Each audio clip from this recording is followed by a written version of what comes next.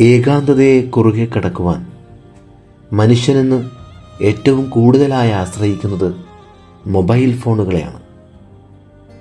കൈവെള്ളയിൽ ഒതുങ്ങുന്ന ഫോണുകളിൽ കണ്ണാഴ്ത്തിയിരിക്കവേ അതിനുള്ളിൽ നാം കാണുന്നതും വായിക്കുന്നതുമാണ് ലോകമെന്ന് തോന്നിപ്പോകും.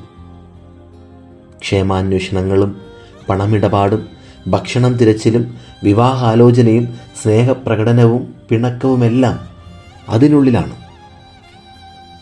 കുതിക്കുന്ന യന്ത്രങ്ങൾ അവ എത്ര വേഗമുറ്റതായാലും തുടിക്കുന്ന ഹൃദയമുള്ള മനുഷ്യന് പകരമാവില്ല എന്ന് നാം തിരിച്ചറിയണം.